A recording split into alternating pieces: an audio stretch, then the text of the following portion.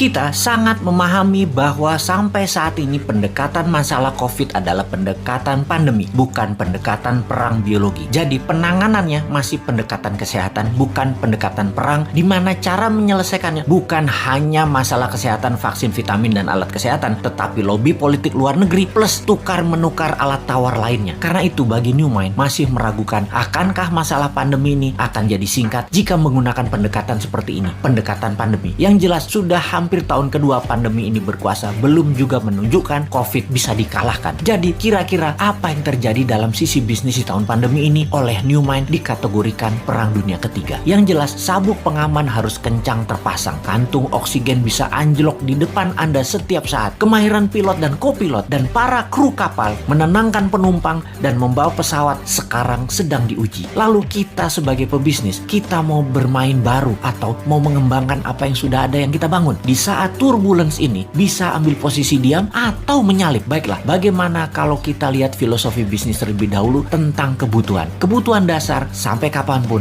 akan ada. Kebutuhan sandang pangan papan itu kebutuhan utama. Kita ingin menjadi trendsetter, menciptakan tren baru, atau kita mau lebih tinggi lagi, yaitu pembuat tren, yaitu sebagai game changers, pembawa perubahan aturan main baru dengan membuat lantai dansa yang baru. Seperti Elon Musk dengan Tesla, dengan SpaceX-nya, dengan rencana tinggal di Mars. Itu game changers. Kita tahu sulit menjadi game changers seperti cita-cita New Mind yang mau ganti Old Mind di politik Indonesia 2024. Keras sekali perlawanan kaum Old Mind dan buzzer berjuang, dan buzzer rupiah berjuang membantai New Mind. Pokoknya jangan sampai New Mind berkuasa dan menjadi negara super power aja Indonesia ini. Tetapi sungguh New Mind tidak akan diam. Bagaimana kalau begini sahabat? Tak perlu kita fokus terlalu jauh dulu dan akan membuat Indonesia menang secepatnya. Lebih baik kita persiapkan diri kita untuk berdaulat dulu secara pribadi. Sungguh, sekali lagi sahabat, kita yakin dan meyakini bahwa New Mind pasti menang di 2024. Ini sebuah kepastian. Di tahun 2030 Indonesia 3 besar dunia. Ini kepastian. Di tahun 2045 Indonesia negara superpower. Itu suatu kepastian dengan syarat semua sahabat berdaulat secara ekonomi sekarang. Jadi saya sangat menyarankan dengan satu batu dua target kena, yaitu Anda pintar, Anda paham, Anda makmur, dan bisa membantu sesama. Sahabat, jika Anda membeli video narasi Bosman Sadar Kaya Advance atau Road to Billionaire atau keduanya, maka di masa pandemi ini